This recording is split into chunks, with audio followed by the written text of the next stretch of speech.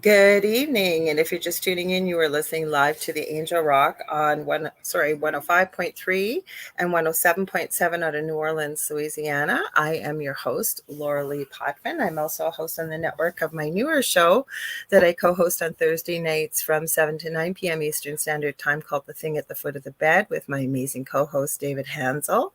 And if you've never been here before, welcome, and welcome to all our returning audience members that we have here. You know, I always make you guys and ladies a big part of the show. I have a returning favorite guest here who I will introduce in just 1 second. I'm just going to go through a few little housekeeping things here. First of all, I'm not streaming the Angel Rock on Roku. We're doing it with Hi Zachary Powers. We're doing it with The Thing at the Foot of the Bed. I may rotate it and try it, but we do have a lot of the shows on Roku. So we've got our own TV channel. So if you want to find it, you go to the channel store and you're going to search UFO space P as in paranormal. There'll be a list that'll come down. You're looking for UFO Space Paranormal and United Public Radio. Hi, Christopher James. He says hello to both you and I. Hello. I always love to say hi to everybody and pull them into the conversation. As you know, you've been here. Hang on, I'll get all this stuff. We were chatting before. We could have talked all night. Anyway, so feel free to watch us on Roku. I want to remind everybody, too, if you like what you see, please like, share, and subscribe, and tell your friends and family about our network, because there's something for everybody on this network. We have multiple shows streaming almost into actually daytime and night. And when we aren't streaming live, we have our archive server streaming. So there's shows that go back. This network's been around for 25 plus years. Some great shows. We also have a lot of syndicated shows. We've got new hosts, new shows. There's something for everyone. So please share. What else do I want to say on here? I think, if you're on Facebook, so a few options. First of all, you can go to StreamYard.com/Facebook and give them permission to use your picture and your name. It's just a click, like a quick click. My brain is not working tonight, guys. I need some coffee. And they'll give you permission, and I'll know who you are, and so will Carmen. Otherwise, if you don't want to do that, please put your name behind the comment. I usually point out when something comes up as Facebook user, because I know you might not know that, because we have no idea who you are. And if you want to stay anonymous, that's okay too. Okay, I think I've told you guys everything. We got an audience favorite returning this evening. She's been on my show many times. We love her. She's recently been on Coast to Coast AM too, I saw. Congratulations. Thank you. She is pumping books out like nobody's business. I'll tell you a little bit about her. Carmen Turner-Schott. She's an author. She's got her master's in social work, and she is an incredible astrologer. I'm sure her ears are burning all the time, because with talking to various people, and with myself I forgot to tell you who I am after I tell her. I should do that. I'll tell you that before. I'm a Canadian clairvoyant medium, crystal energy healer, Akashic Records practitioner, spiritual teacher and mentor, and registered nurse. See, now you know I don't read a script. Anyways, with Carmen, I find in my field I would be considered a light worker. I know a bit about astrology. Like, there's a certain group of us, and you either love it or it's like, I haven't got a clue what people are talking about. I'm getting goosebumps talking about this. It's not cold in here. I swear to God. It's my sign for truth. But the first time you came on my show and you started talking about the 8th and the 12th houses, which I know we're going to talk a bit about tonight, and you explained what astrology was, I went, holy crap, I finally understand what it's all about. And you know what else I connected? Cool. What? That we never come here alone. Like, you have your own map. So we're going to be discussing your newest book, Phoenixes and Angels. So welcome, Carmen. Crazy intro tonight. My God, I know. I have your book on the back. That's what I used today. You do have it? Good. I don't think I have the book, but I have the cover. And so I try to do that. Yeah, Gavin usually emails them out, but he might have, but I think we set this up ourselves. Yeah, I don't think I went to. We should give Gavin a shout out. I'll put it. Yeah, he's the publicist. So I go into the system and I'll put this down that we did this. Okay. And but I'll try to get you a book, because Gavin normally always sends it. Okay? We can at least get you an e-file of it. To Perfect. Usually. Yeah. So Because you know what yeah, happens? We've gotten to know each other. You've had yeah, because we're so many friends. incredible books. I think we Yeah, set this up ourselves. we did. I Now that I'm know. thinking about it, Hi, yeah. Shannon. Welcome. We got Shannon here. Like Hi, I said, Shannon. Zach, Christopher, James. That's what I wanted to remember and say. If you guys want to join in the conversation so we can see your comments, I even tagged you on your YouTube channel too when I Oh, posted cool, this on YouTube to Carmen. You can cool. watch the show. I always forget to tell Carmen, but she's going to duck out a few minutes early anyways. But Yeah, normally when I do my normal thing, I have a write up and I tell people that they can stream to their own channels. But that's okay. I'll make sure she gets a copy to put on her channels. yeah. I But haven't figured out how I got an account in here, but I'm scared. I haven't done it yet. I'll get. I'll walk you through because I know Okay. you'll be back on. But just so if you Yes. guys want to join in the conversation, you can head over to Facebook and you're going to go to UFO Paranormal Radio, either All right. Facebook or you can go to the YouTube channel. You can go to my Facebook profile. It's open to the public. I'm streaming there. I'm also streaming on my YouTube channel, The Angel Rock with Lorilei Potvin. Numerous platforms on Facebook, including Canada's Most Haunted, Michelle DeRoche's channel. I mean, we got all over the place. And if you miss this, because this is people's biggest thing, oh my gosh, I can't be there for the live show or I'm going to miss it. Never worry, because we always have archives. They're either on Facebook, they're on my YouTube channel, they're on UPRN, and anywhere where talk radio is carried, we are carrying the archives. So we're talking SoundCloud, Podbean, iTunes, Spreaker, Spotify, you name it. You will. I have found UPRN even on the most obscure apps. Hello, Kelly. Hi, Ken. Hi, everyone. Okay, so now you were just here with a new book, and now you've got this new one. I'm really excited by the Yeah. title. So you got to tell us first of all why the Yes. title. Like, Yes. Phoenixes and Angels, mastering the 8th and 12th astrological house. So how I started researching the 8th and 12th houses. They're my favorite houses in astrology, is because when I was younger, no one could explain my spiritual, unexplained experiences. mhm, And when I was 16, that's what kind of got me into astrology was, these unexplained things that no one could explain. And I bought my first astrology book and that I taught myself how to do it, do the chart, do the mhm. wheel by hand. Back in those days, we didn't have computers. So I had to draw it and I just obsessed with it. And I loved it because for the first time, I realized I have the sun in the 12th house and the moon in the 8th house and other planets in the 8th. And I realized, wow, this validates why I am different and why I dream things that happen, why I feel energy, why I'm sensitive. And it became my passion to research these two houses. And I've just been doing it for 30 years. I mean, I started out doing charts at 19, just collecting research all these years, and I figured out there's different patterns. I call it 5 key patterns Mhm. of people that have planets in the 8th or 12th. And what that means is you either have the sun, the moon, or 3 or more planets in one of these houses. That Mhm. makes you an 8th houser or a 12th houser, or you have a lot of Scorpio energy in your birth chart or a lot of Pisces energy, because Pisces rules the 12th house and Scorpio rules the 8th house. So it's the energy of those signs have to do with the issues of those houses. So all You the might have to houses, explain to people. I'm just realizing we might have yes, to back up a bit and explain houses, but I'm going to tell you guys very quickly. We'll make sure we give you the site, but Carmen is so generous. You go to her website. She will give you a birth chart. I'm not talking a one-page birth chart here. It is so comprehensive and explains it. But I'm going to tell you how good Carmen is. Okay. I don't know the exact birth time that I was born exactly, give or take a half hour.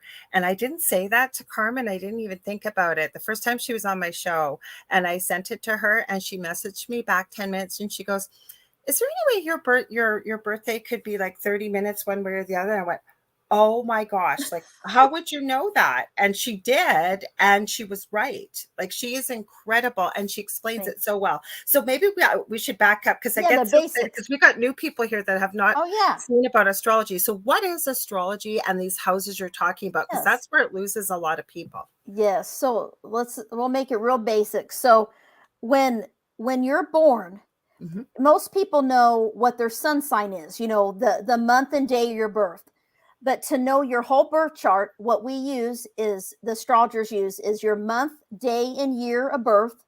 We need your exact time of birth, AM or PM, because that will change everything that's going on in the sky when you're born. So the time is so important to know what area of life, which we call the houses, the planets are in your birth chart, which is the map of your soul. Okay.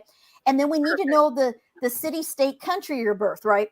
So let me give an example. So when you're born and you're looking up from Earth at the sky, at the moment, place, time of your birth, all of the planets were in a certain star constellation in the sky.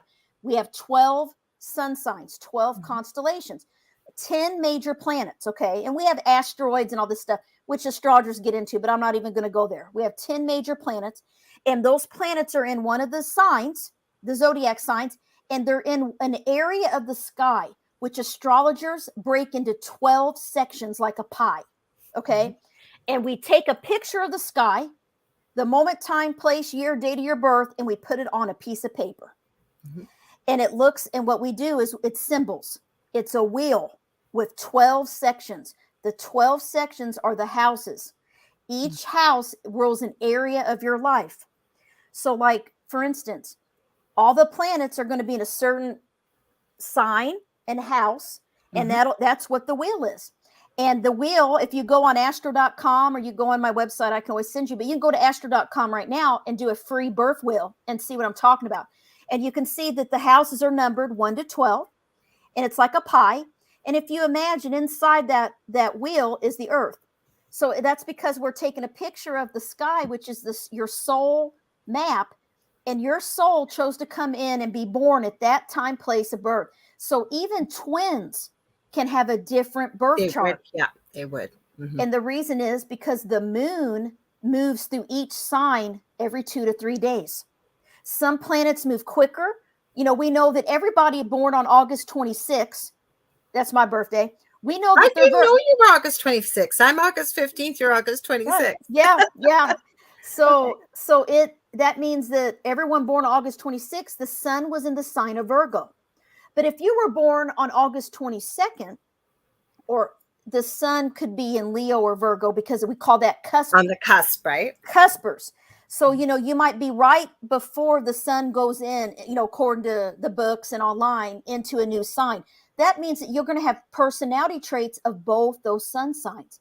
And typically, you're going to have more of the personality traits of the sign the sun is moving into in the sky.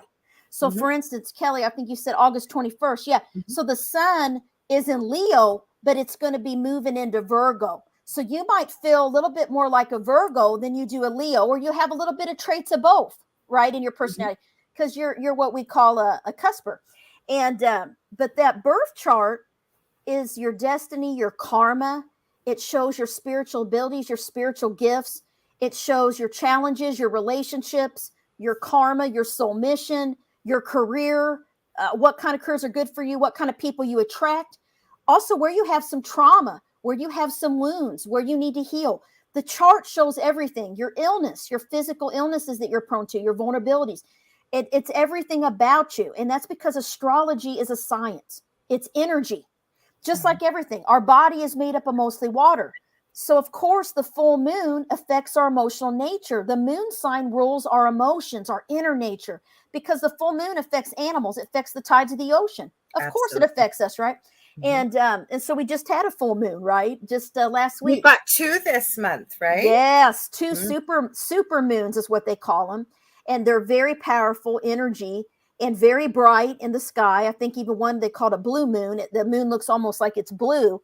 And this is a very special month, you know, with 2 moons in 1 month. So during a full moon. And Lionsgate too. Like, we've got a lot going on this month. There's a lot of astrological energy. And that's the thing about astrology. I try to teach it on a very basic level. So you do, because I'm going to stop you for 1 sec there. Honestly, you were the first person that I have ever understood, and I don't say this with any disrespect to any other teacher, just some people are natural born teachers. They're never condescending, but they can break down these type of concepts. So everybody can understand, Yeah. and that is you. But you know what really connected with me, and I'm getting goosebumps again, when you said, I remember the first time you were on, you said it's a snapshot of the sky and it's a map Yeah. of your soul. I went, Yeah. holy cow, people think they're alone. They think they're here by accident.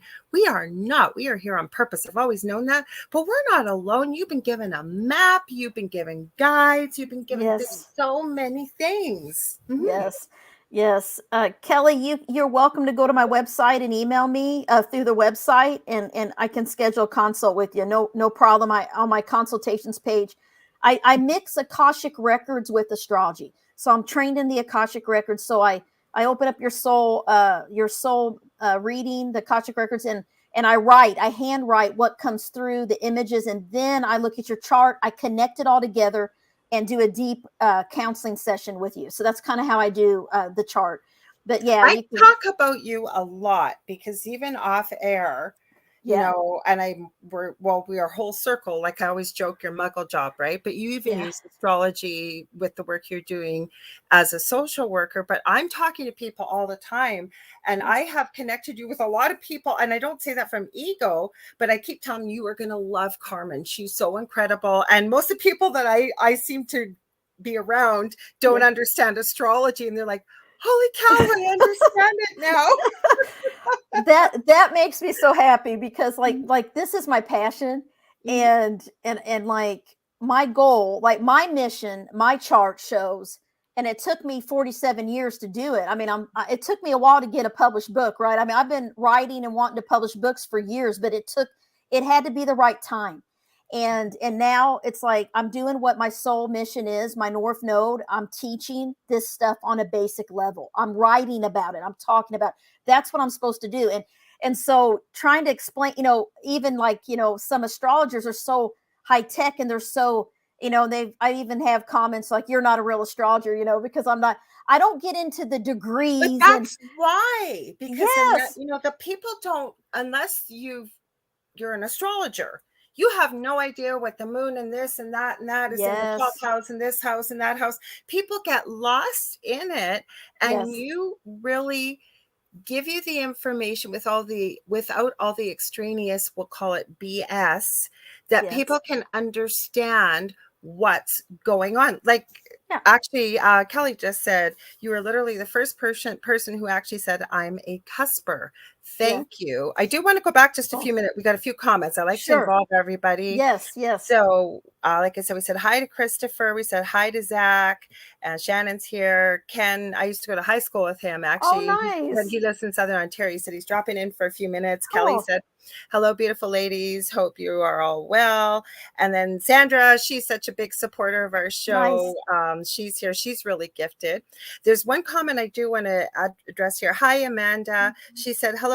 Can I send you another photo of something we caught on camera again? I would love it, but we're not going to talk about that today. But you know where I see that you sent them to me? You know where we'll talk about it? On Thursday night with Dave, because I don't know if I've told you about the new show or not. I probably have, Carmen, but it's the thing at the foot of the bed, Oh, right? yeah, yeah, Yeah. yeah. So people ask us the questions like what you'll get asked, or I or Sure, David do, and sure. it's kind of audience driven. So people can send pictures Oh, in neat. and Nice, nice. yeah. So Shannon had a good joke here. She says, I was born face down. That makes sense why I am the way I am. Yeah, I mean, astrology.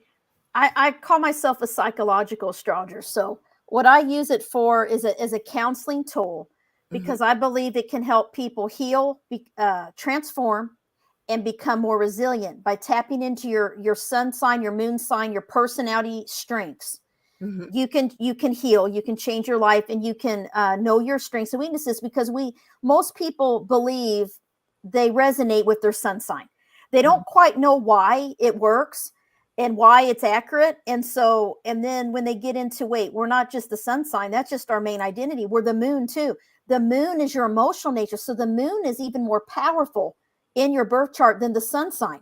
And most people know their sun sign, but they maybe don't know their moon sign. That's the first time I've heard that, because now I remember I do have that Yes. birth chart from you. When we get off of here, I'm going to be going through it because I keep forgetting about it. I have it saved, and I'll look at it and I'll go, I got to save that for when I got a little bit of time to go through it, because Yeah. that's the first time I've heard that about Yes. how important your moon sign is. It's very important. And what house the planets are in your birth chart, we call it a natal chart, is so important. And so that's why, I dedicated, my life researching the 8th and 12th, and why I'll explain why I call 8th house people phoenixes and 12th house people angels. So the 8th house, I have a lot of planets there.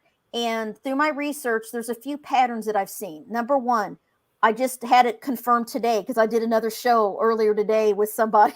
and they happen to be an 8th houser. And I'm like, and I didn't know anything about them until we started talking. I'm like, they said, oh, I've had my chart, but I don't understand it. I said, well, let me see it. They pull it up.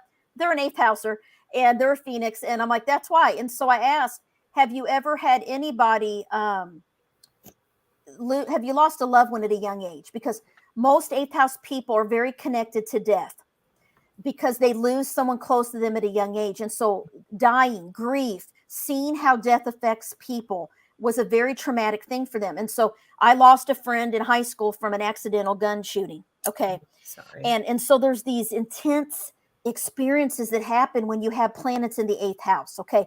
It's the house of rebirth, death, resurrection, transformation, trauma, resiliency, and also healing. But it's intensity, it's secrets, it's all these things. And it's just very powerful. And my dog's barking. Rosie. Yeah, there she goes. There she goes. I think my husband's home. That's okay. But anyway, so these energies, when I started researching, I met people from all over the world. My first article I wrote back in 2000, I think it was like 2001 or something, was The Mysteries of the 8th Astrological House, Phoenix Rising. So it started with an article. And I would write articles and put them out. I had a little website at the time, it's before Facebook or any of this stuff. And people would email me and share their life story. They're like, it's like you were talking about my life. How did you know? I get that all the time, just in person. Like, I think my record, not that I was keeping count, I think 8 people in about an hour and a half to hour window. Yeah. Yeah. And I would be in a store, a public place. People come up and share with me that someone they love died. Like there was always something about connected to death and spirits and the other side, and in questioning, why am I here? I'm a soul. I'm not a body. Like I always kind of knew it, but no one taught me this stuff, right? And that's because I have 8th house planets and 12th house. And because 8th house people are born with this awareness of the taboo, dark side of life. The things nobody wants to talk about, we notice it. Like when there's a secret, when someone's hiding something, we feel it. We're very sensitive to energy. So I started researching this and I realized, wait a minute, I'm not alone. This is because I have planets in the 8th house. It's the 8th house Phoenix. So Phoenixes, the energy is 8th house people feel throughout their life like that when they wake up, it's like they've died and been reborn emotionally, physically, mentally, everything. They don't even feel like the same person anymore. They go through these rebirths. It's very hard to put into words that clients have shared with me. And they have these mystical experiences they can't explain. Some of them dream about a deceased loved one. Or they wake up. You got me mostly in the 8th house, didn't you? I'm positive you did. Was it? I think you're an 8th house, or you got positive, some Scorpio. Yeah. You got some Scorpio. You're a Phoenix. You're a Phoenix for sure. And so it's like this depth, this deep mystical energy, and it's kind of like no one can ever be as deep as you. It's kind of like you feel lonely, because most people are very surface. So you're always seeking that deeper connection. So that's why the 8th house also rules sexuality and intimacy, deep spiritual connections, right? That we seek. We seek that. The problem is it's hard for most human beings to be on that level that we are. So sometimes we feel lonely because we feel like we're not normal. Like in a house full of people. I can't tell you how many times I have said, you just don't get how lonely it can feel being in a house full of people. Right. Yeah. I mean, that's, and I always, like, I remember waking up one day and I wanted to get rid of all my stuff. Like I wanted all my clothes gone. And when I was in college, I came and let all the girls take my clothes, just take them. Like it's like I just was done. Like it was like this heaviness that I wanted to get rid of material things. Mm-hmm. This is the energy of the 8th house, purging, getting rid of material things, changing, allowing change and rebirth into your life. And so you go through these hard times when you have planets in the 8th house. That's why there's loss. Like Sandra said, I knew it as a young child when a neighbor girl passed away. Yeah. There's a connection that people have. You probably got something in the 8th house, Sandra. I'll have to look at your chart, but or Scorpio. I was thinking most of the people probably in the paranormal world that would be here yes. probably have some 8th house. We've got a few people. I'm gonna I'm gonna say that Carmen's got to be out of here at 6:30 her time, which is 7:30 our time. So about an hour. Yeah, about an hour. Yeah, a lot of people are asking. We've got Amanda and stuff. If we have time, because I want Carmen to get to her book and stuff. And don't worry, Amanda, because you can go to her website. I'll make sure I'm going to hang out with you guys for the full end of this, so we can go through a lot of this stuff. Now, I may not be able to give Bryce the answer or Christopher, but I wanted to get to her book and why she's written a few books on the 8th and the 12th houses. And I think we'll find this fascinating because I feel a lot of people in the paranormal world kind of fall into these two houses, right? Yes. I mean, when I hear someone has a show like you have, someone is doing spiritual work, almost always they have something in the 8th and 12th house. And it's all the time. I mean, I'm on podcasts all the time and they don't know astrology. And I start looking at their chart. And I'm like, oh my gosh. They're like, no, I didn't even know what this was. This is me. Right. And so I'm connecting with all these people that are 8th and 12th housers, and they're doing what we're doing right now. Right. Mm-hmm. And I love it. And that's a science because it's consistently validated. I was just on a show last week and pulled his chart up, and he was an 8th house moon, sun in the 12th, just like me, right? And I'm like, you're like my twin, and this is why you're into the aliens and all these conspiracy theories, right? And all this stuff. So I've always been very imaginative and very into these things. And the thing with the 12, we do have one question for you from Shannon. She says, this sounds, and I think it's a good question. This sounds like I may be a phoenix, but as Sagittarius, I hate change unless I'm in charge of it. Can this happen? Well, yes, because the energy of the 8th house, it doesn't matter what we do. We are forced to change because I never liked it. Now I love change and I'm open to it and I welcome it. Yeah, because as humans, we like a comfortable, stable, practical energy. That makes us feel safe. 8th house people have a lot of loss in their life. They can be betrayed. They draw people with problems, and they are drawn to psychology. Yeah, they're drawn to counseling. They're drawn to psychic work, healing work, Reiki masters. They're natural healers. They're very sensitive energy. So, but their life goes through change. That's why I call them the 8th house is the most resilient house in astrology, because having planets there makes you strong. Because if you never suffered or had lost something, you wouldn't know you wouldn't ever grow. Mm-hmm. So they go through lots of these transformations and losses, and they heal and they become stronger. And that's why I call them the phoenix, because they rise from the ashes a stronger person. They're different. They look different. They feel different. And it kind of means, yes, does that mean I favor? Yeah, if someone has Scorpio. Asked a few questions because he said, if my birthday, because he wanted to know if he was a cusper. He said, if my birthday is on August 21st, does that make me a cusper of Libra and Scorpio? So going down to that, he says, does that mean I favor Scorpio? You do, because the sun is moving into the Scorpio constellation in the sky. So the energy's moving toward Scorpio. You're going to probably resonate more as a Scorpio, which is an 8th houser, which is a phoenix. Okay. And Scorpios are all these 8th house things I'm talking about is Scorpio people. And that's why I say, if you have Scorpio, Pisces, or planets, sun, moon, or 3 or more planets in these houses, that makes that house strong. It makes that house energy very strong, because I believe that kind of takes over, because the house is the area of life where all this energy is going to manifest. Mm-hmm. And so 8th house people, they have hard experiences. Okay. They lose loved ones. They go through crisis. They're good in a crisis. They're good at crisis intervention. They're like the one that's like, okay, we got to do this and that. A lot of them go into detective work, police officers, FBI agents, psychologists. EMTs. I mean, a lot of people Nurses. with the eighth house go into these career fields, nursing, ER nurses, ER When doctors. I worked in the NICU, people would say to me, and all hell would be breaking loose. People would be running. There was about triplets in the back, and there were 28, like just crazy. And all of a sudden, I would get super. Not that I'm a hyper person, anyways, super zen and super calm. And my voice would even just lower, that knowing it would energetic. And I didn't Yeah. know any of this stuff. People would say to me, how can you be so calm? And I'd say, I don't know, but I just am. Yeah, we eighth housers are best in a crisis.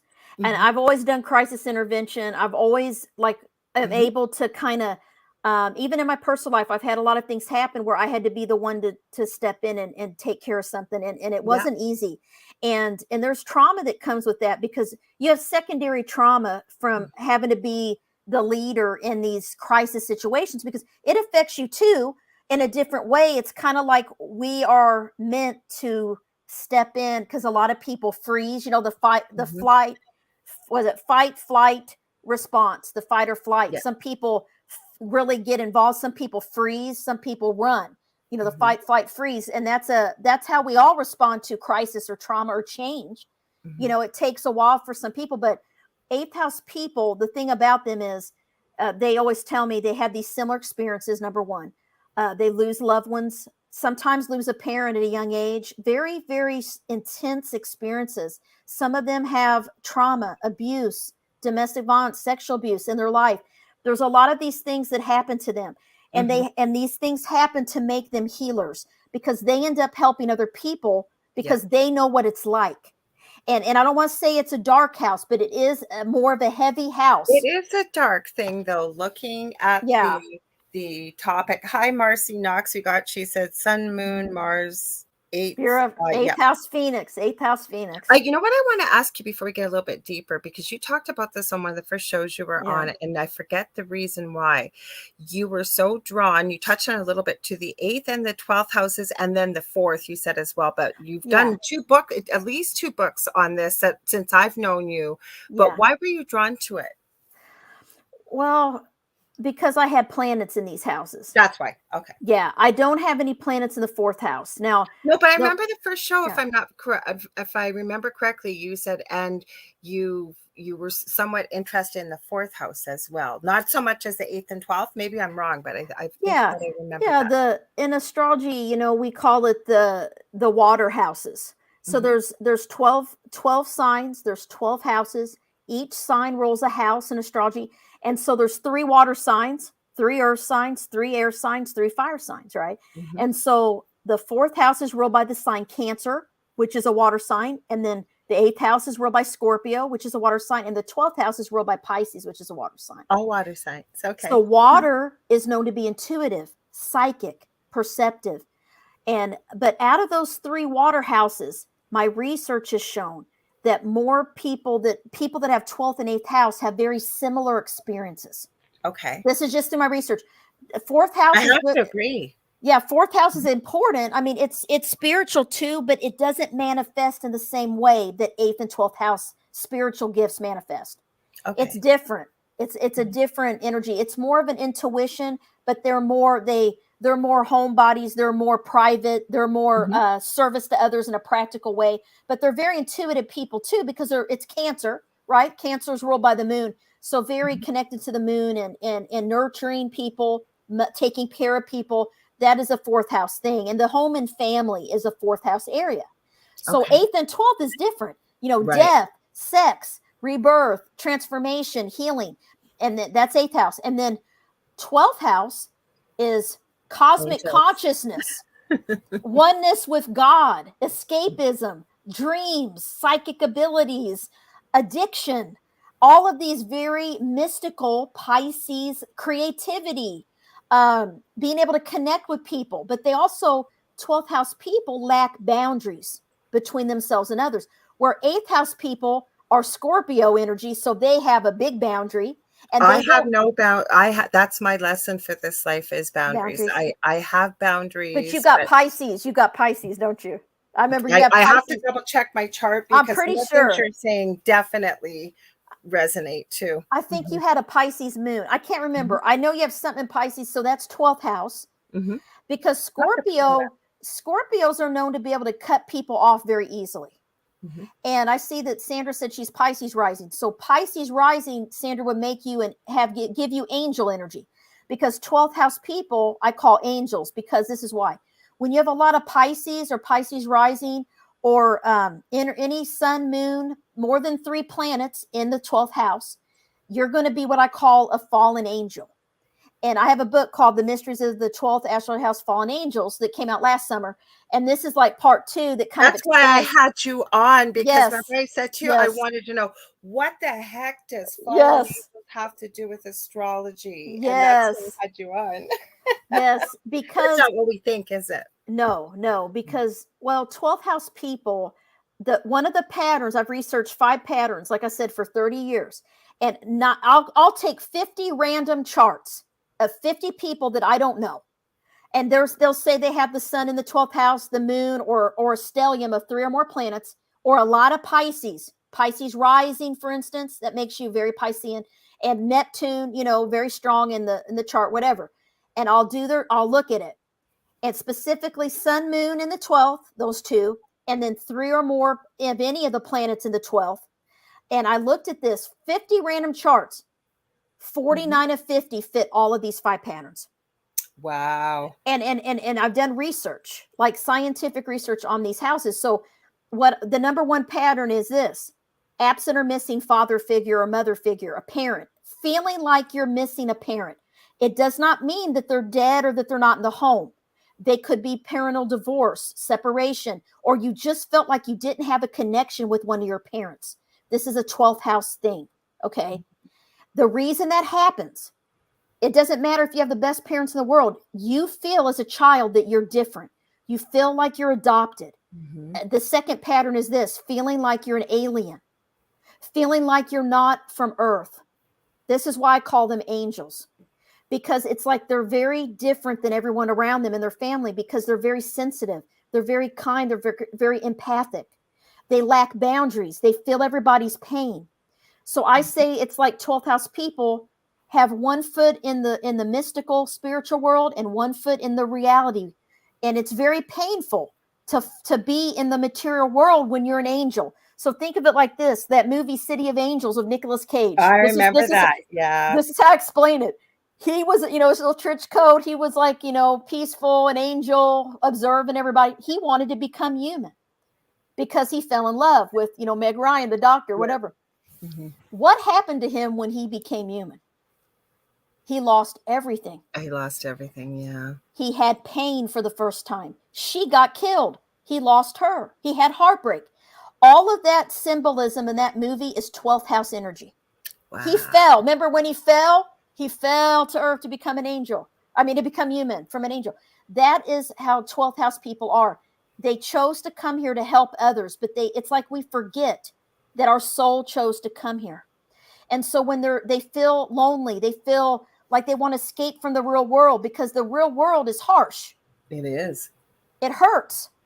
And I remember have a lot of 12th house, and I never felt like I was in my body. I remember I used to feel like I was floating. Like when I would walk, I wasn't on the earth. And people would tell me, you need to be in your body. You're not in your body. Like psychics would tell me this. I'm like, I don't want to be in my body. They're like, you're up here. I'm like, yeah, I wasn't, my chakras weren't balanced because I was detaching from my body. That's what 12th house people do. They detach.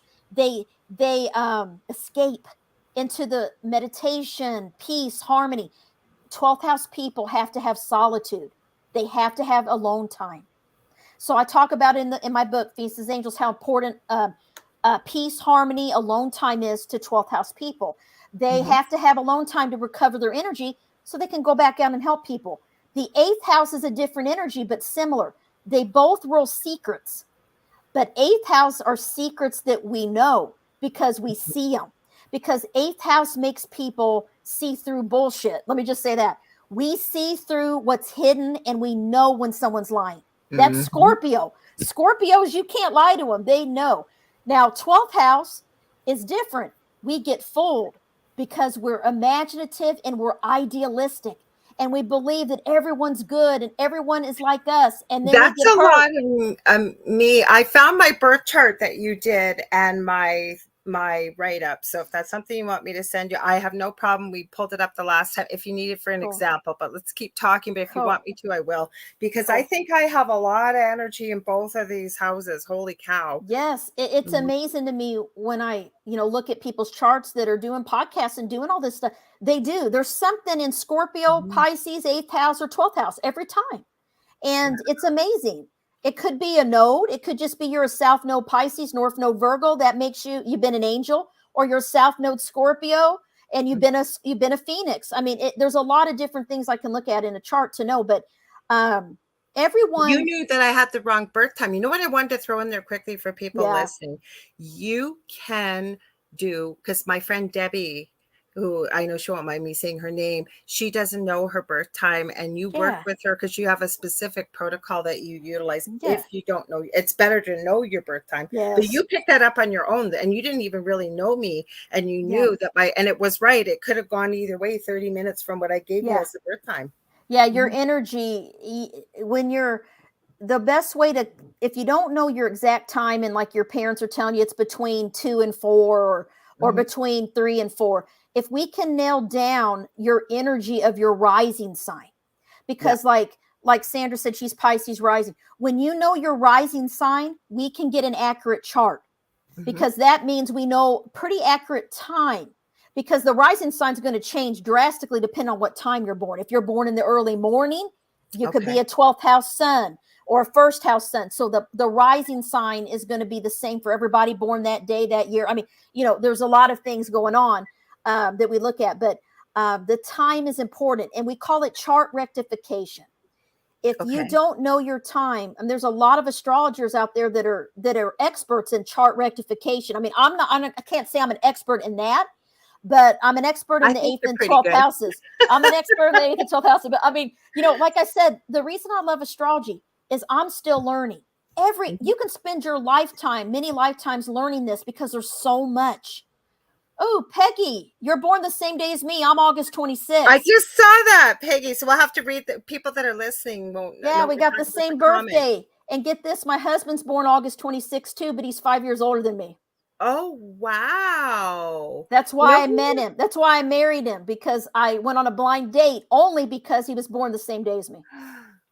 I've been listening to? I've gone back through the audiobooks that Dolores Cannon did with Nostradamus, and it's Yeah, interesting from what she I claims love through them. the hypnosis sessions what he meant by all of his quatrains, but he pulls so much of astrology I into his know. predictions and stuff. He did. I just saw that on the History Channel. Mhm. The energy, and he used astrology to diagnose illnesses. And then It was incredible. If you hear, like, they I were know, right? using a form of hypnosis as anesthesiology back then, and he goes, none of the Yes, other doctors were using it. Like, it's I fascinating know. if you can get the audiobook to Yeah, listen to, because she obviously records and then it's documented what went through the hypnosis session, but she speaks to one of his trainees, and then she's able to connect with Nostradamus, and it's so yeah, fascinating because he pulls so much, like you said, yes. of Well, astrology. he was a medical doctor, and that's how all of Hippocrates, the father of modern medicine, Mhm. said that a doctor that doesn't know astrology is not a doctor but a fool, not a Mhm. physician but a fool. So that's because back then they even had a picture. I saw it on the History Channel, and I've seen it in medical books. It's the physical body, and there's the symbol of each sun sign on the area of the body they rule. That's what started Right. medicine. Yeah. So all of this knowledge was taken out and tried to be hidden from us, because this was how medicine started, was through astrology, connecting the vulnerable areas to the sun signs. Every sign rules an area of the body. That's how medicine was created. I mean, this is like in medical books. This is like Mhm. Hippocrates, right? So I just think it's funny that we've gotten so far away from the healing piece of astrology with medical Mhm. issues. And that's why when I look at charts, I can see where your medical vulnerabilities are. I can see, because we look at the 6th house, which is the house of health. We look at your sun sign, your moon sign, what planets are in the 6th house. We look at all of that to look at what kind of health things you're vulnerable to. And I'm a Virgo, and my vulnerable area is the stomach and the digestive system. And it is true. My Oh, we daughter, talked about this 2 shows ago when you were on, yeah, because of the medical, and even I call it my Bible by Ina Segal. When I'm yeah. doing my healing work, it's called The Secret Language of Your Body, and it Oh, goes through cool. every body system Yeah. and disease process. And you were saying you might, I just remembered that you Oh, yeah. said you might want to look into medical astrology. Oh, yeah. It's Mhm, amazing. You can look up every disease and see what astrological aspects. I mean, it's a whole science. Like you mhm. could specialize and study medical astrology your whole life and still be learned. I mean, that's I why I love astrology, and because there's so much to it.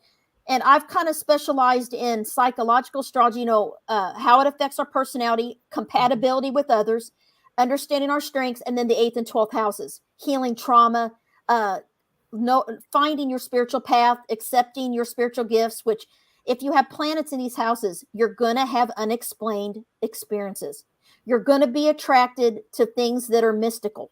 You're going to be interested in ghosts, aliens, all this stuff. Oh, And yeah. everyone I meet, I'm sure it has something in Pisces, Scorpio, 8th or 12th house. It's Mhm. just it's the energy of how it affects our life. And it's really cool because this weekend, I'm really into Edgar Casey. I've studied him a Yeah. lot, and a lot of his readings, he talks about astrology. I mean, it's all throughout his readings.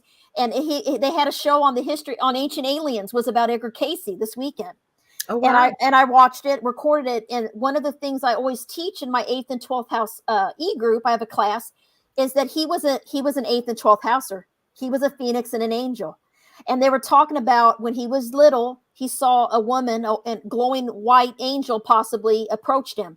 And this Mhm. is when he started having his abilities. She told him to sleep on Ah, his books, all this. He saw the ghost of his grandfather all of this. He was a Pisces sun in the 8th house. mhm. He had a lot of 8th house and a lot of Pisces.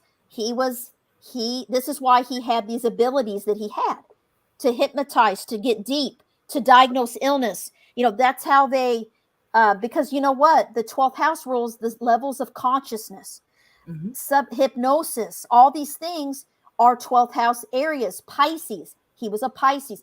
Guess where it was? In the 8th house. Deep levels. He was able to go deep and give lots of deep information from the Mhm. Akashic records, which he's the one that kind of termed, right, the book of life. Yeah. So I love him because he's an 8th and 12th houser too. It just verifies my research that these people, right, when you look at their charts, and you can look at celebrities and look Mhm. at their charts and see these patterns too. And the biggest thing with the 12th house is that you're meant to be spiritual. You're meant to find a spiritual path. It doesn't mean you have to be religious. Some of Mhm. them are. It also is the house of a lot of people. Planets there want to be nuns, priests, rabbis, monks, all kinds of stuff, because they want to be away from the real world, and they Right. don't want to be stressed out having to worry about paying bills and working. They want to meditate, they want to read, they're drawn to astrology, they're drawn to healing, they're drawn to crystals, all this stuff. And so they have I to just heard learn. from spirit they're drawn to the old ways, the way the world was before. Mhm. Yes. And that's so true. And they have to learn boundaries between themselves, and they have to balance being spiritual and being practical. That was my greatest challenge when I was young. It took me a lot of years to become more practical. And I got hurt a lot along the way, let me tell you, because I have a lot of 12th house. So I had to really change, being less, I don't want to say less trustful, but I was too trusting. I was too open. I Mhm. had to learn boundaries. And that was my greatest lesson. And anybody can tell you that. Like, it doesn't matter who told me what I need to do. I had to experience heartache to learn the lesson. That's 12th house lesson. And that's why, I call them fallen angels.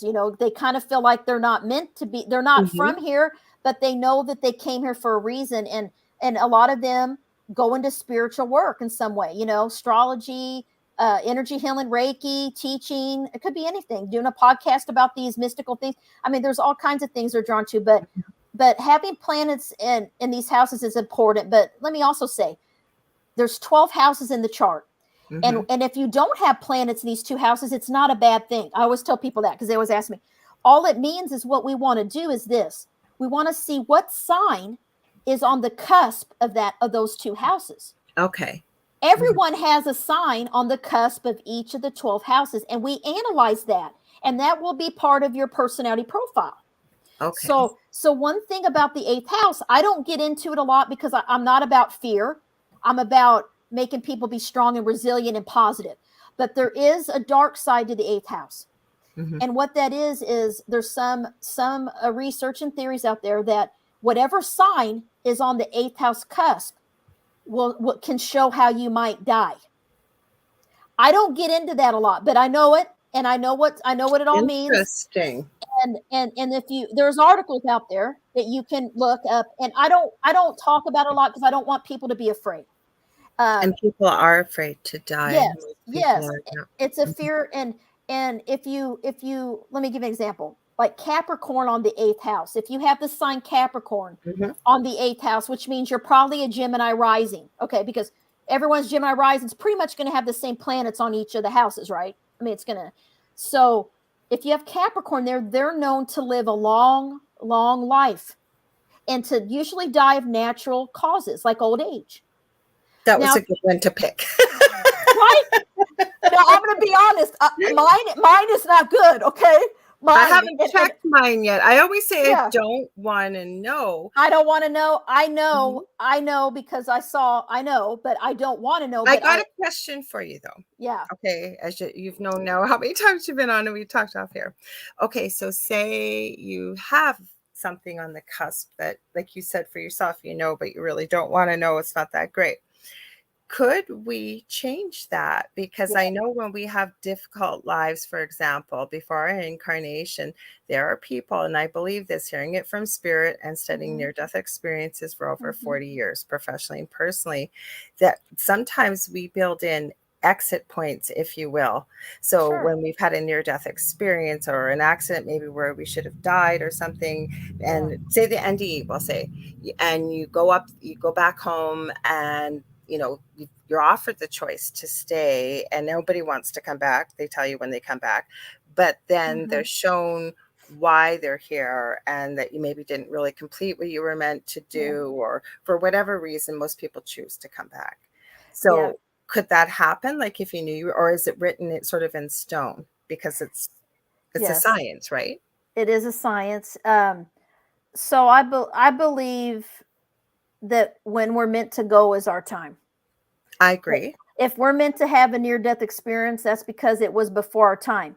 So there's some things that are accidents. I don't always believe that, because from my research and studies is that it can be an opportunity. Like say we've picked a life that is full of a lot of the let's say 8th house, right? A lot of 12, a lot of loss, a lot of tragedy, really difficult, painful life. But we know that's the biggest opportunity for our souls to grow, right? Yeah. So from working with spirit and the research, I don't get me wrong. Sometimes an NDE, you're meant to go and you're going to go. But I've seen people have had 4 NDEs. Now, maybe they've built that in there, and it's not necessarily their time to go, but maybe it's an exit point the first time you have it as a check-in, because I believe this is getting a little bit off topic, but quickly. No, that's all right. No, this is 8th house. This is 8th house. Okay, because I believe we have a guidance team up there as we're about to jump into the body and come back down for another incarnation. And they're going, and my other theory is, I think what we are too is older souls that we choose, like exactly what we're talking about right now, because we've had the experience and we've been through a lot. Because I got to tell you, most people, and maybe it has to do with astrology, but I always say most people in this field don't have a Brady Bunch wonderful upbringing and life is roses, and somebody's had all of these things you've talked about and a multitude. So say I don't have all the answers. These are just theories, and I could change my mind. So say they're going to come down here, and of course we all want to do it, right? We're our whole self, we're our soul, and you've got some wise advisors on the other side saying, yes, I can understand your excitement about coming back down here, and you really want to make the most of this opportunity, but you have to live it. So they help you plan it, and you sometimes you have near-death experiences planned in there where you have a check-in. you offered, then you get into walk-ins. I think I talked about this on a podcast yesterday. I Okay. wasn't supposed to be on, right? Perfectly good body that might be here, no health problems, but they're desperately needed maybe to help other people achieve their goals and plans and whatever else. So then you get a walk-in. I don't Yeah. know. I don't have all the answers, but my brain Well, thinks this way. I do believe in angels, and I do believe that Absolutely. people are saved from That can happen. Yep. like before they're like, if it's not your time, Absolutely. you're not going to be gone. Like Absolutely. that's, yeah, like I agree with that. Like, if you're meant to be gone, you'll be gone. I believe if you're coming back and if somebody's having that happen, absolutely, I think they chose that because, I mean, having that many near-death experiences, there's some reason that their soul needed to do that or wanted to do that, right? Probably just maybe they knew they were going to struggle a little bit, and their guide said, we're going to do this to remind you why you went down there in the first place or something, right? And Most so, people come back with gifts that they weren't aware of before. Yes. And they come back not afraid to die. Okay, Yes. usually. Yeah. But I have seen pictures of angels caught on camera Oh, there's a gentleman in particular laying there. He was working on his transport truck, and I guess it was in his garage, and he had a pit to work there, and the supports came out, and his security camera caught it. There's two glowing angelic shapes on the other side. He never died. He had a horrible, horrible healing period in a long time, and he'll never be the same and whole. Oh, yeah. But he should have died. And you can see these angelic beings almost holding up. Oh, I yeah. have seen so many videos. And so I agree. We don't have all the answers. I always say we're never going to till we go back home. And I didn't mean to get off track here, but I had to ask you. No, this is eighth house, like near-death experiences. A lot of people with the eighth house planet, Scorpio, has near-death experiences. I mean, I was looking at Jeremy Renner, the actor. Jeremy, yeah. It's just unreal. It was was it an accident? Yeah, he tried to save his nephew, jumped in front of thing, and he's like walking again. He's amazing. But so I think, did he choose that? Maybe. I believe that I believe some things, and this is just from astrology, from what I've seen, some things are meant to happen no matter what we do. It does not matter what we do. We're meant to have it happen, and we have to go through it. Some things can be prevented or lessened. So like when like for instance, like if I catch somebody that has Pluto in the 7th house of the marriage relationship area of life, I catch them at a young age, like before they're a teenager, and say, just be careful the kind of partners and people that you fall in love with and date. There's things that you can do to open up someone's mind to that, right? And that can lessen. Is it going to change the fact that they might get in an abusive relationship, that they might be with someone that's controlling at some time? It may not prevent it completely, because they're going to learn. Yeah, they're going to be aware, and their Pluto wound comes in that house. So wherever Pluto is, that's where we have a wound. We have to go through something in our younger days, and then we heal it.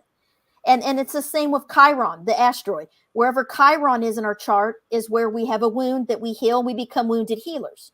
So if it's in the 8th house, 12th house, 1st house, wherever it is, that's where we have some type of a wound. So everyone has things that need to be healed. That need to be achieved, and part of why you're here, if you will, your roadmap to the soul that you've sort of mapped out. One thing I do want to add quickly, because Spirit keeps nagging at me. I keep thinking I'm going to forget it as I'm listening. They keep reminding me. Now, I don't have all the answers, but I can tell you, looking at near-death experiences professionally and personally for over 40 years, my co-host has had one as an adult. Nice. There's a few people in the chat as well. I think I had one as a toddler. But I can tell you that most people that we connect with as mediums on the other side, they leave the body before. So you know how you hear about someone dying really tragically or horrifically? I have yet to run into somebody that remembers that. And Dave and I talk about these kind of things on Thursday nights. So what we feel is, unless you've contracted that you need to experience that, like what that feels like, you're gone before. That's what I'm thinking. So it's a really promising thing for people that are afraid, is what I'm saying, to go back home or whatever. Yeah, your soul leaves quick. I have a story like someone in my family, I won't say who it is, but someone in my family was having a gallbladder attack and wouldn't go to the hospital. And I was in high school when this happened, and they woke up and were floating on top of their Out of body, body? Yeah, out of and body, yeah. saw themselves in the bed. Mhm. And then all of a sudden they were back in their body, and it was this excruciating pain. Oh, I But know. that got them to the hospital and had emergency surgery, and they lived, and they're okay today. They're still around. So, Mhm. but they left their body, because when the body has that kind of a physical thing, we leave it. I mean, we're not feeling it. That's We're how we not. get multiple True. personality disorder, right? Like things like that when Yeah. the brain can fragment, compartmentalize. Yeah. And exactly, I'm so glad you shared that, because now that you had mentioned that, right, there's going to be somebody out there probably will write you, well, how am I going to die? Right? They will. But that's why I Yeah. put it out there, because that frightens a lot of people. And I think that Yeah. that's why they're afraid of death, because you don't know what to expect, or is it going to be so Yeah. painful? You've watched a loved one or something. So the physical body may experience it for those people listening, Yeah. but as I understand it, the part that you would remember or actually feel, you've already left. So Yes. I think it's a And good thing to know. my daughter's, we talked about this. She has a lot of eighth house too, and just it's crazy. But we were just talking today about, she's like, I need to know, do you want to be cremated or buried? Like, what do you and dad want to do? And I'm like, we talked about this just today for like an hour. And I'm like, I don't really want to talk about this. Like, I don't know. Like, she's like, you need to figure it out. Do you have a will? So We like, talked about that because we lost a family yeah. member diagnosed with stage 4 cancer 2 weeks Oh, I'm so ago, sorry. bone and Oh, lung. But you know what? And I don't say this with any disrespect. I know as a nurse what yeah. people go through when they're dealing Yeah. with this. And I can tell you, so it wasn't long and they Yeah. were gone. Okay. Yeah. But Yeah. I can tell you, Quality of life. Quality of life is important. And you Mhm, don't want to be in pain. It's not, it breaks your heart to have your loved ones in pain. mhm. And So it was quick. But what I was going to say is my partner and I talked about this. I know his wishes and he knows mine. yeah. But this person passed without a will and everything else. So you know what we actually did? I swear to God. We videotaped each other and put our wishes on video and dated it and said, we didn't make a will, Yeah. No, but but you we know should. what we wanted done. I don't want people to spend $10,000 or $50,000 on a funeral. You know what? No. Cremate me, don't bury Right. me, don't spend money, and just go have a party. So that's what I we know. put down. Like Mhm. what they call celebration of life Thank you. Yeah, ceremony I was just instead of thinking a celebration. funeral. Mhm, And like, and I get that. Like, it's so interesting, to talk about this. This is eighth house, talking about death, because the mhm, first person I ever knew that died was my friend, and I could not go up to the casket. I could not go up there. And I was mhm, just bawling and crying. I was just a mess. And I mhm. never could physically, mentally, emotionally go up and see. I had never seen a dead body. So I'll be that honest. scarred you. Oh yeah. And Mhm, and after that, when I lost some other people, it was very hard for me to go up and look. But in the Midwest where I'm from, most people have an open casket funeral. mhm, Like, I had never been to a funeral where someone was cremated until my husband's friend's wife passed away. This was back in 2012, mhm. and it was kind of like it wasn't real. Like, she Yeah, really wasn't gone. And there was mhm, just a picture, and then the urn, and it was like, it was so different than seeing the body, and watching the body be buried, and going to the cemetery, and all these things that I did with my grandmother. mhm. So both my grandmothers came to me before they died in my dream. Okay. So I knew they were going to go. Mhm. And so it kind of made me the one that I don't want to say I wasn't grieving. I was strong for everyone Because you else. knew, you knew. Yeah. Yeah, and I was so close with my grandmother, and I spoke at the funeral, and I didn't think I was going to get through it. I mean, because she was like my best friend. Oh, But sorry. it was just so intense, and so talking to my daughter today, I'm like, I don't want, she's worried about having to take care of this because she's an only child. She goes, I don't have a brother or sister. She says, I'm the one that's going to have to deal with this. And she started talking to me about this today. I'm like, You've raised a wise soul there. this Mhm, is like an eighth house conversation. This is what we do. We talk about this stuff, and mhm, most people would never even want to talk about it because it's so taboo. But mhm, eighth house people, we talk about this stuff. I mean, it's what we're supposed to do, because we know we're not a body. And that's what I told her. I know she goes, you're not in there, mom. I go, I know, it's just a body. It's your soul's not here. You go mhm. on. And so she goes, so what's it really matter? Why do you have to be buried? why can't you just get cremated? I said, that's a good point. I don't really know what I want to do yet. I'm kind of back and forth, you know. I So just want anyway, the cheapest option, but I know a yeah. burial is going to cost a lot of money because I don't Oh, want, oh and yeah. please don't think anybody listening to this that I'm Yeah. frowning on what your choices are. You can do whatever you like. I just know for Sure. myself, you know what? I don't want that. And if it happens, it Yeah. happens. I don't need my body anymore once I'm back home. You're going No. to do whatever you're going to do. But Yeah. if it makes somebody else's decision easier, I felt, or the Yeah. sometimes family fights about these things, right? I know. So I I thought it would know. just be easier. Let's just film each other. It was a quick 2-minute video. Good for you. Save Good. it's there. He knows where mine is. I know where his is. No, that's And then there's smart. no argument. There's his wishes. There's my wishes right here on video. It's Mhm. very, very smart. And Mhm. like, yeah, it's like my mother-in-law, you know, bless her, she's been saving up money. She has her plot already picked, her Mhm. tombstone paid Yeah, for, I know her people whole did that. funeral's already saved for, and she's already planned the whole thing. And she's very Catholic, very devout, and she Mhm. wants a, you know, a full burial and all that. And you know, and that's her wishes. And she, you But know, and my that's mom, what feels yeah, complete to her and what her yeah. belief system, and nothing wrong with that at all That's either, right. right? That's right. And then my parents have already told me kind of what they want, and they don't want to spend it, but you know, everyone has their own.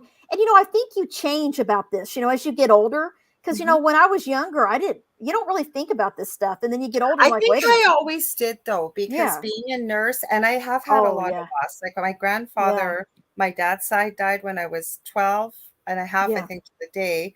And then my mom's youngest brother, or second youngest, passed Yeah. away not even 6 months later of testicular cancer. And he was like my big brother. Like all this Oh loss you're talking about, I was so yeah. close to my Now, grandfather.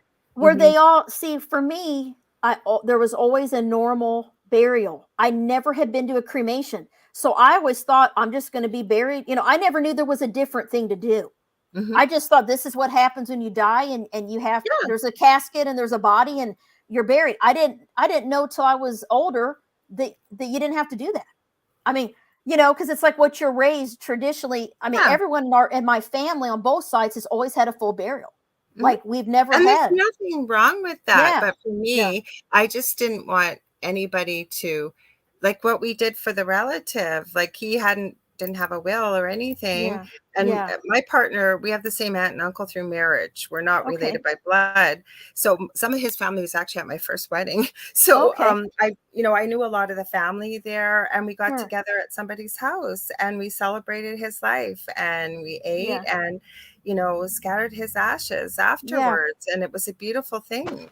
Yeah. And I think you have to do what's right for your belief system and for Yes. what feels right to you as a family. That's why I said your daughter's a wise soul, Oh yeah. because that's a Yeah. big responsibility on her, right? Like she says she doesn't have somebody else to lean on to make those decisions.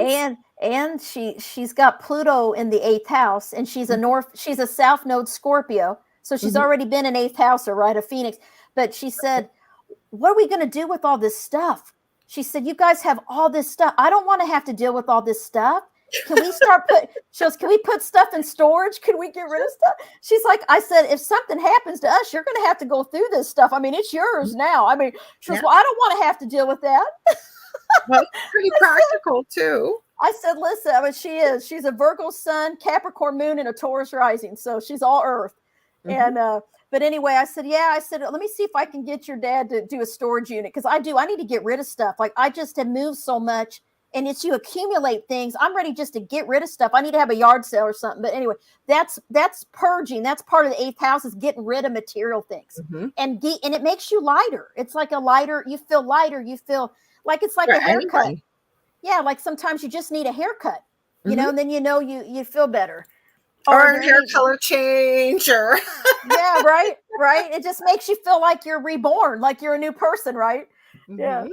We have a question for you because we're not talking directly about your book, but we kind of are in the way sure, of, because I do want to give you a little bit of time still because we got a few minutes still left before you have to pop out. sure, sure. Um, but let's say I just wanted to ask this question. I'm hanging out with you guys till the end, so we can go through a Yeah, few other questions that are here. But she's asking, is there any books to learn I'm sorry. about birth charts, or what would you suggest? Because you probably have one. I know I on your do. YouTube channel and everything else. Yeah, Mhm. I would love. I think if you're just very beginner basic, and you don't really know a lot yet, You can go to Amazon.com. I would recommend getting my sun signs, houses, and healing book. And I have a moon signs, houses, and healing book. And they are the whole introduction is the basics of what the symbols are, the analysis, the planets, the signs, all of it. And then each chapter is dedicated to a sun sign. That's a good start. And then there's like Astrology 101 books out there as well that you can get. But my books are real basic. And they're very practical and easy to read. So you could start with my sun signs book or moon signs, but you can go on Amazon or you can contact me. I can send you a signed author copy if you want to purchase one through me.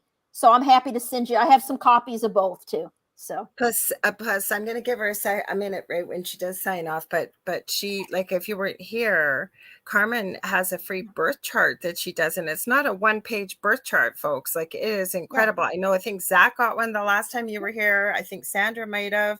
I'm trying to think who else. There was a few others that did. A few of my friends, like, people are going, what? Like, why have so many people messaging me with the replay? Yeah. Like, what's your website again? And so let's talk about your book quickly, because you said this is the second part to the first 8th and 12th house. Yes. I always get that title mixed up with the Fallen Angel one, right? Yes, we'll just talk about I self-published a book in 2010 called The Mysteries of the 8th Astrological House, Phoenix Rising. It's based on my research. It's out on Amazon, self-published it. I couldn't get a publisher for that book. And then I did the Mysteries of the 12th Astrological House, Fallen Angels, and I got a publisher for that last year, and it's out. And then I decided, you know what, I'm going to put both of these houses together.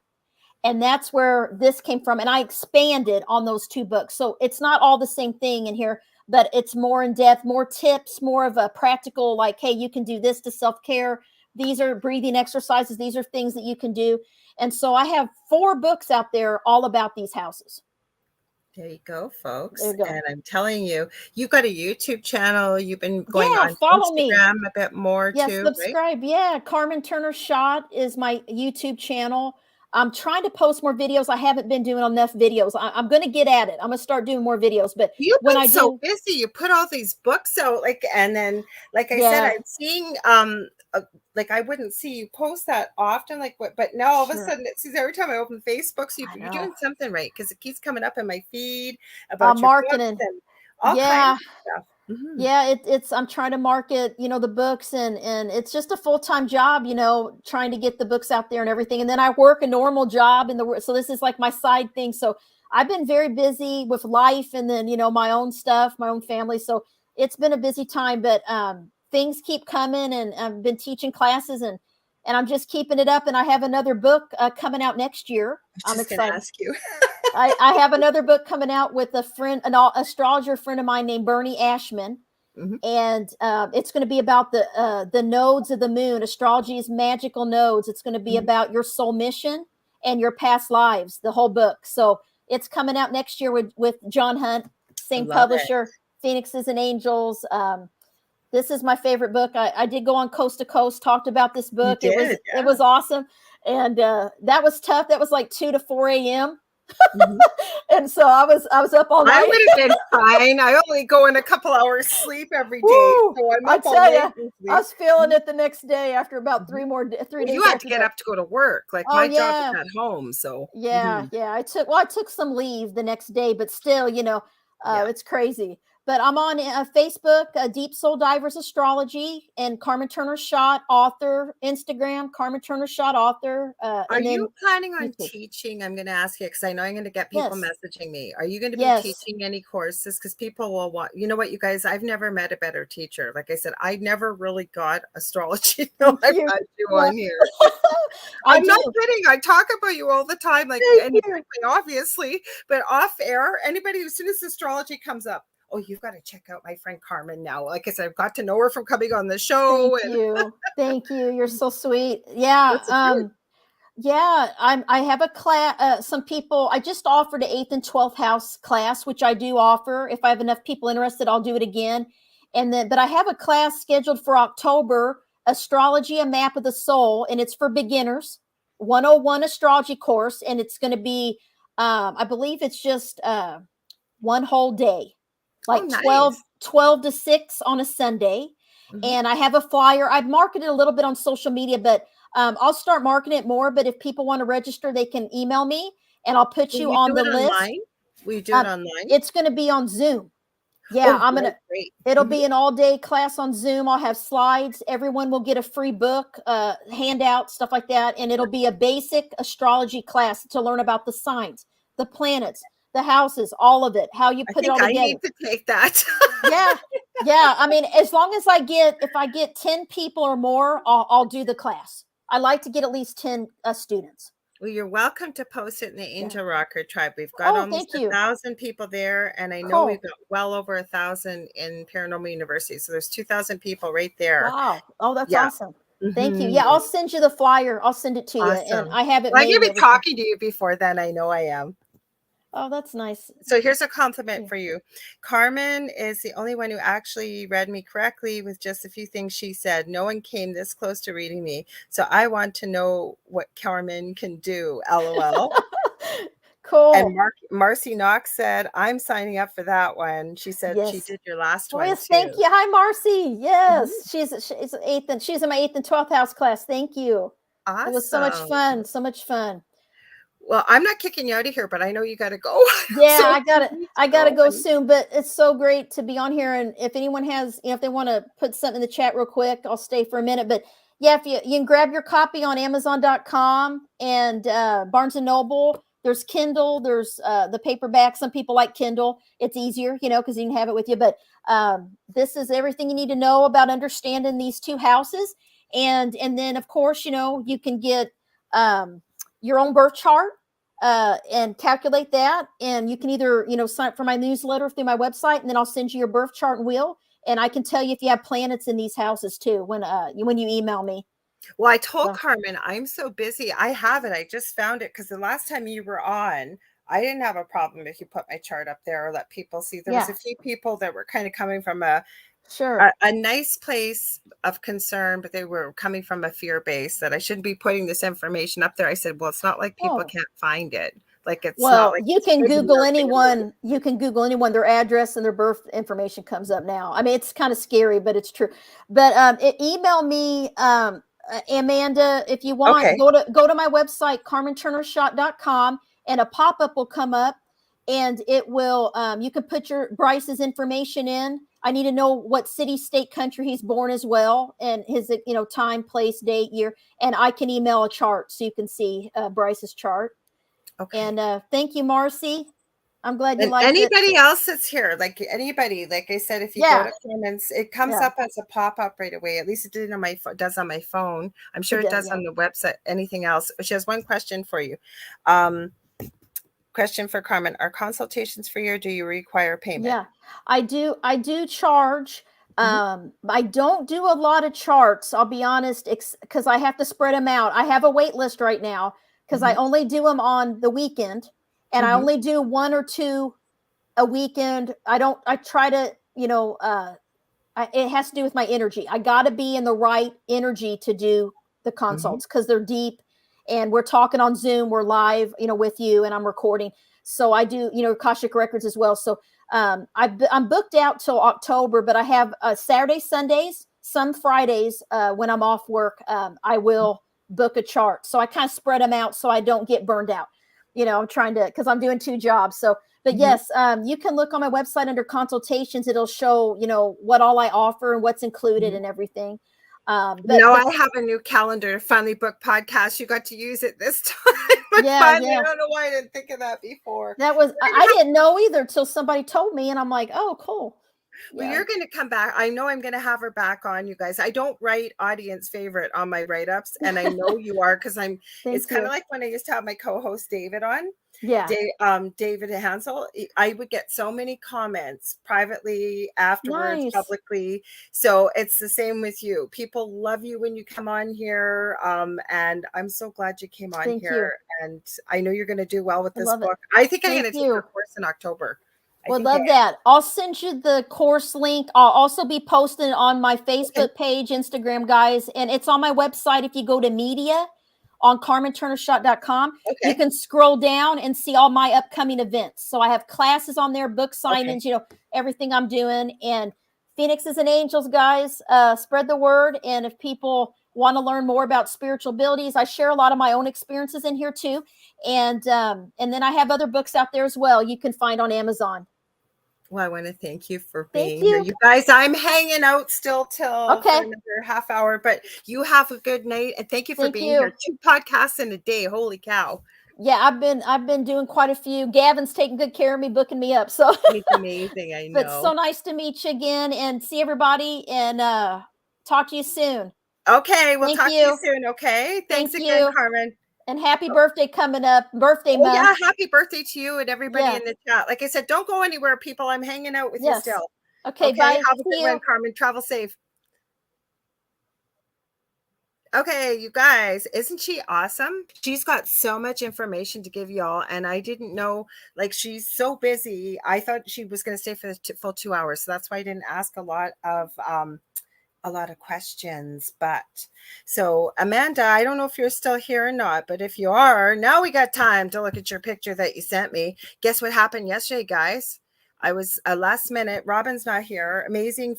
Sorry, Jennifer Frost, Casista, she says, amazing. Thank you. And Kelly Hopkins says, she's super nice. I felt a good connection with her. Oh my God, you'll love her. She is no different off air as she is on air. She is just so warm and so lovely. And like I told y'all, if you haven't been here when I said this, I've had her on about 4 or 5 times. She's been pumping books out. I'm telling you, amazing content. She's very intuitive. And she did my chart for me. She had asked me before. She used to offer this through her website, just very quickly, like it wasn't an in-depth consultation. And I sent her my birth date, time of birth, and where I was born, etc., like she just asked for. And I never said to her, I wasn't exactly sure right down to the minute of when I was born. And she messaged me back in less than 10 minutes and said, are you sure you couldn't have been born maybe one way 30 minutes or another? I went, holy crap. I don't know why I didn't even think to tell you that, Carmen. I said, yeah, I'm not exactly sure of the exact moment. And she picked that up. So she really is really, really amazing. Hey guys, I wanted to show you, I'm going to show you this. I brought it up. I haven't got it all finished.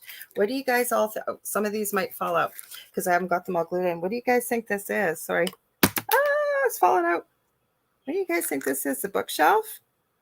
I just made this. I didn't just make it. It took me a while. We still have to put the cat. We've got our little fuzzy Harry Potter monster book. These are all full of potions. Guess what this is? This is it's going to fall out. I started to glue things, but I couldn't get them all glued before. This is a journal. These little drawers actually work. It's got a little treasure chest and stuff. I'm doing a little bit of promo because I'm getting ready to finally get that darn resin store of mine open and Halloween pieces. So I wanted to show you. I won't be doing books like this. If I do, it'll be one of a kind because this is a lot of work, starting with just a hardcover notebook or sketchbook, and then making resin pieces and labels. And these little books are all made here. I don't know if I don't want to tip it too much because I tried to glue most of them down. All these little books I handmade and stuff like that. So it's going to be quite cute. It's going to be a one of a piece kind, or one of a kind piece, but I might be selling stuff like that. But I got all kinds of Halloween pieces coming. So I thought I will let you guys know in a spiritual line. It's about darn time I got it out there. Now I'm going to check her. I bet you poor, I think it was Amber, that she sent me some kind of picture. I'll have to check and see. Boy, I don't know about you, all of you, but I'm telling you, I am getting more scammers sending me friend requests from people that I already have as a friend. It's crazy. I just seen another one. Okay, give me a sec. So Kelly says, oh my gosh, that is, hang on, I got to highlight it for you, Kelly. That is so adorable. I seen that a couple weeks ago and it really turned out beautifully, Lorilei. What a beautiful piece. If you do a phoenix and a dragon book, I will buy it. I have so many dragon molds and beautiful pieces. What I did was I mixed a lot of resin. Like this is my little cat I'll be putting in there. The little drawers on there have little skulls on there. I didn't make the snakes. I made the skull. I made a lot of things with this piece, and there's still other pieces to put in there. I'm working on an owl right now and stuff. But I have over 200 molds. So if there's something like, I have Star Wars, I have Sanrio, I have I'm trying to think what else I've got. Pokemon, I've got, you name it, chessboards, anything you can think of. I've got a mold for those. Yes, I know, Christopher. He says those damn copycat profiles. I know, but I've just had so many recently.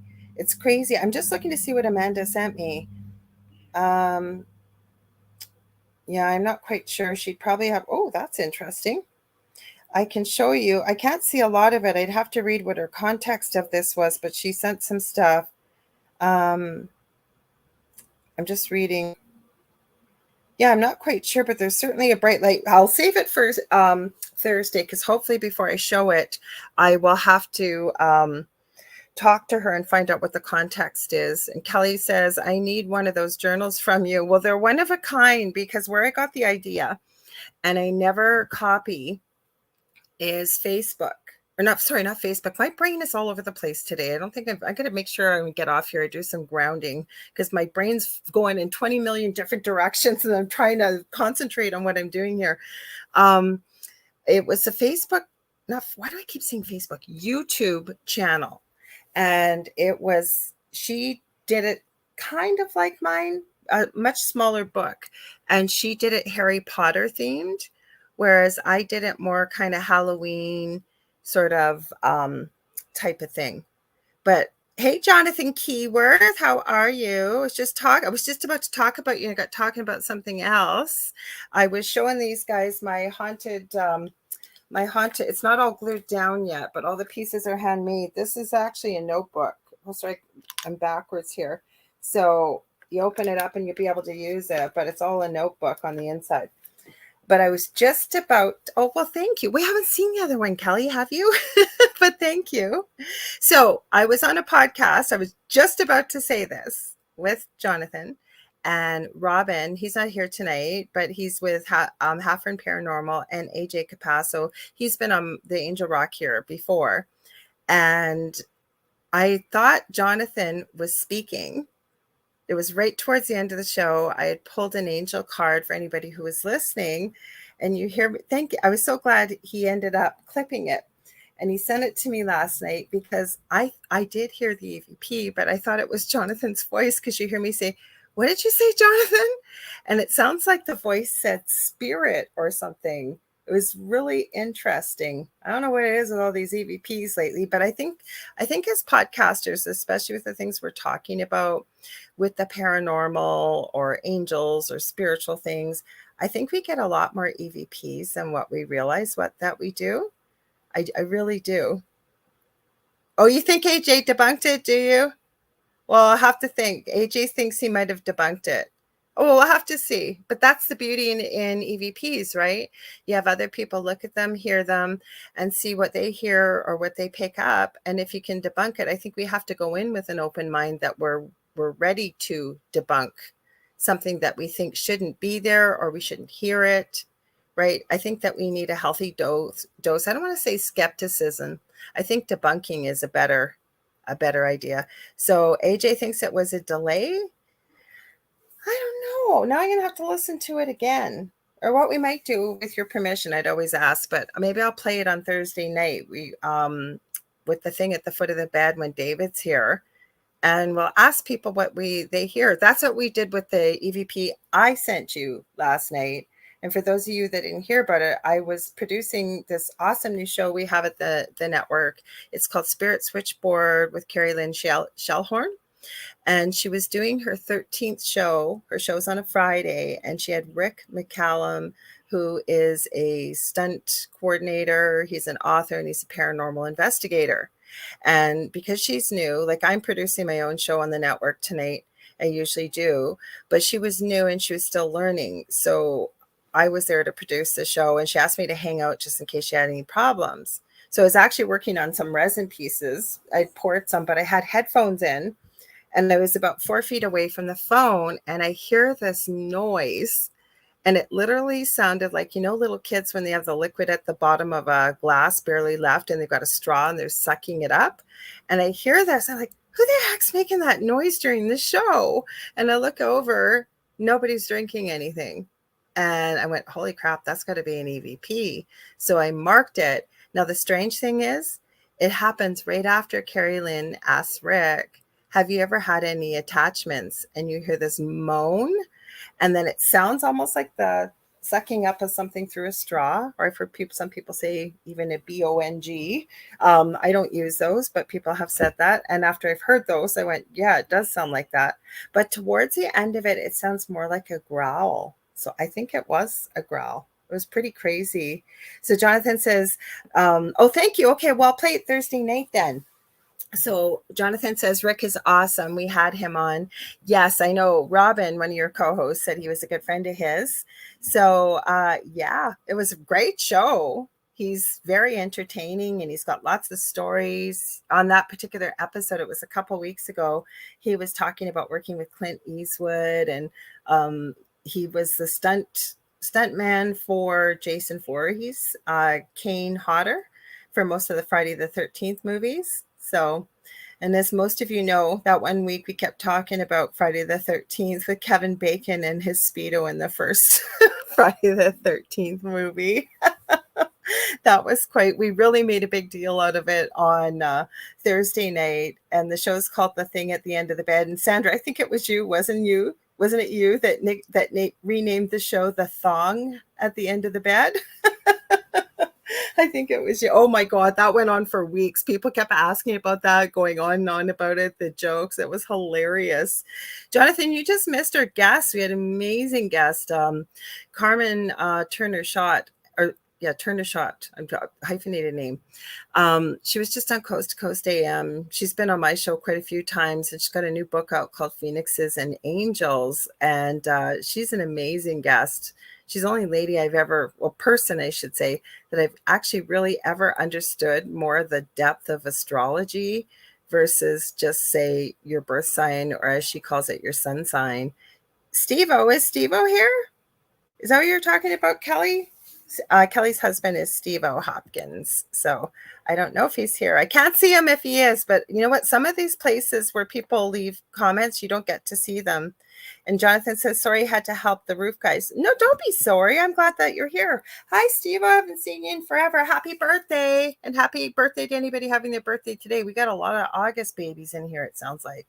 So what time is it? We got about another 5 minutes. Anybody got any quick questions for me? Anything you want to ask? Or I feel bad about, I think it was Amanda that sent those pictures, because I think she might have sent some pictures to, because Dave and I cover those kind of things, or questions or comments.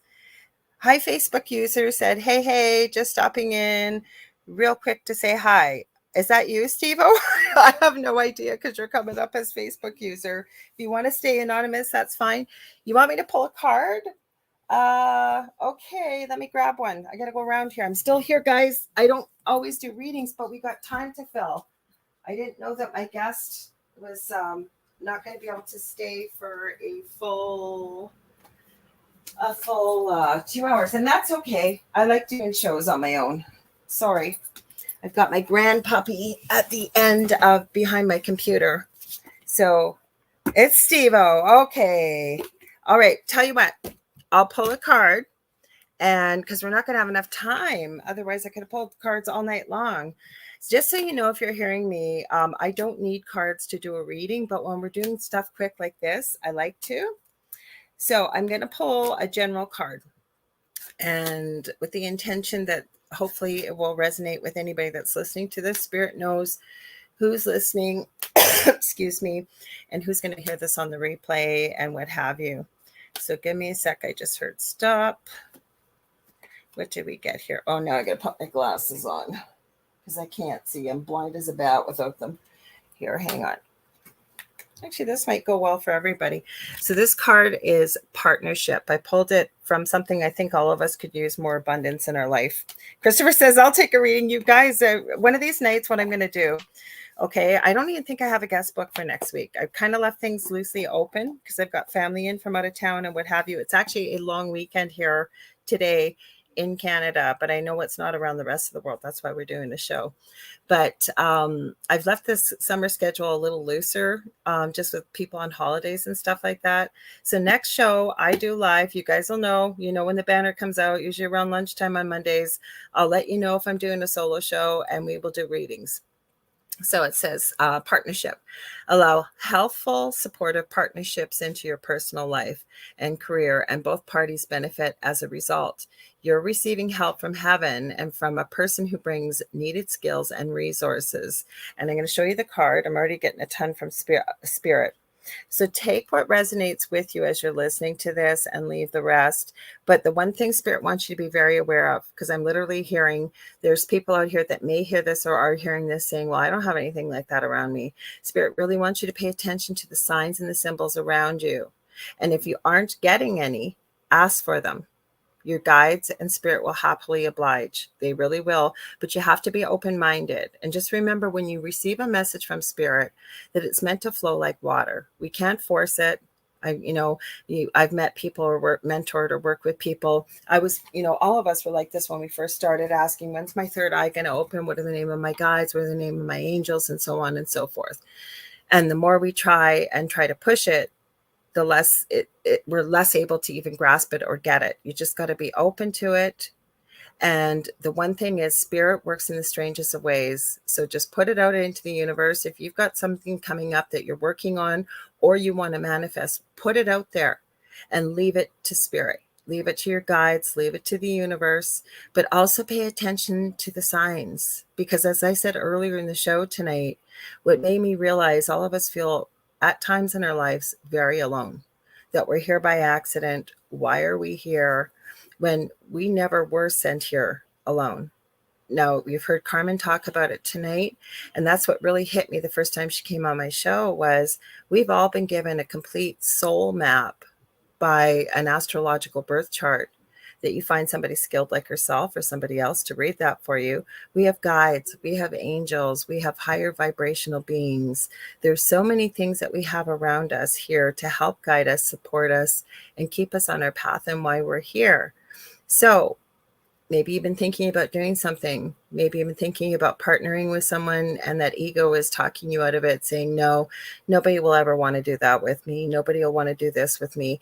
Or maybe you've got a project you want to do, but you're talking yourself out of it.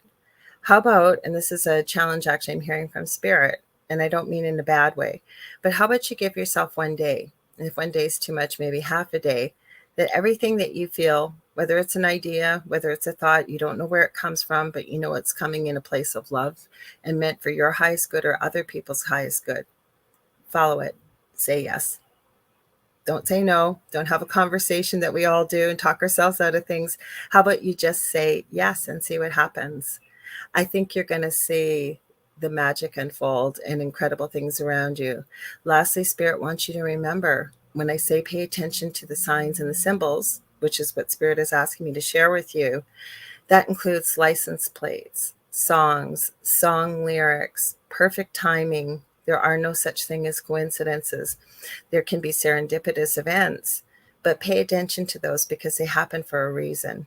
I know it's cliche, but everything does happen for a reason. Anyways, I love you guys so much. I hope you're going to hang out with me on Thursday night with me and David, and I hope that helps y'all. Like I said, I was trying to make that a little bit more general because we didn't have a lot of time. Otherwise, it could have been a bit more specific. But yeah, we'll be back here with the thing at the foot of the bed at 7 o'clock Eastern Standard Time. But if you guys ever want to get a hold of me, want to book a my brain is not working, even with the coffee.